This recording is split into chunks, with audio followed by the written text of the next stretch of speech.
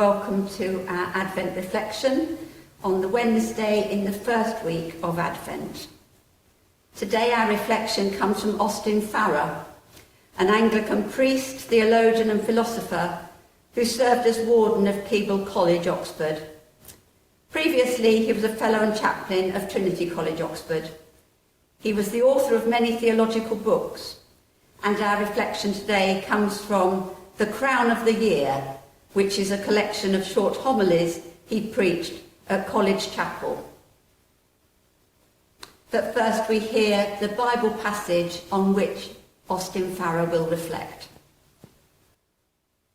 From the book of the Revelation to St. John the Divine, chapter 21, verses 1 to 7.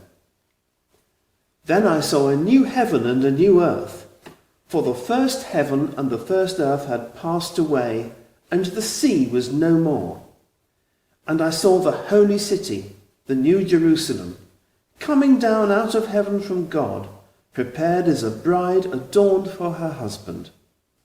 And I heard a loud voice from the throne, saying, See, the home of God is among mortals. He will dwell with them, they will be his peoples, and God himself will be with them. He will wipe every tear from their eyes. Death will be no more. Mourning and crying and pain will be no more, for the first things have passed away. And the one who was seated on the throne said, See, I am making all things new.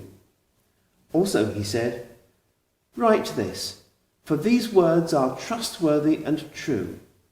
Then he said to me, It is done. I am the Alpha and the Omega, the beginning and the end. To the thirsty I will give water as a gift from the spring of the water of life. Those who conquer will inherit these things, and I will be their God, and they will be my children. The title of Austin Farrar's reflection on that passage is God with Us. Our journey sets out from God in our creation and returns to God at the final judgment. As the bird rises from the earth to fly and must sometime return to the earth from which it rose, so God sends us forth to fly, and we must fall back into the hands of God at last. But God does not wait for the failure of our power and the expiry of our days to drop us back into his lap. He goes himself to meet us and everywhere confronts us. Where is the countenance which we must finally look in the eyes and not be able to turn away our head? It smiles up at Mary from the cradle. It calls Peter from the nets. It looks on him with grief when he has denied his master. Our judge meets us at every step on our way, with forgiveness on his lips and succour in his hands. He offers us those things while there's yet time. Every day opportunity shortens. Our scope for learning our Redeemer's love is narrowed by 24 hours, and we come nearer to the end of our journey when we shall fall into the hands of the living God and touch the heart of the devouring fire. Advent is coming, not our coming to God, but his to us. We cannot come to God. He is beyond our reach, but he can come to us, for we are not beneath his mercy. Even in another life, as St. John sees it in his vision, we do not rise to God, but he descends to us and dwells humanly among human creatures in the glorious man, Jesus Christ. And that will be his last coming, so we shall be his people, and he everlastingly our God with us, Emmanuel. He will so come, but he has already come.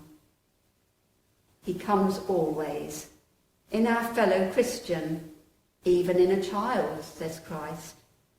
He comes always in his word, invisibly in our souls, perhaps more visibly in the sacrament. Opening ourselves to him, we call him in.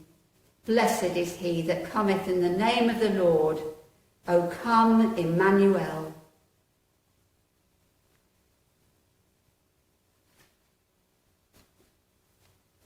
And I close with the words of a Charles Wesley hymn.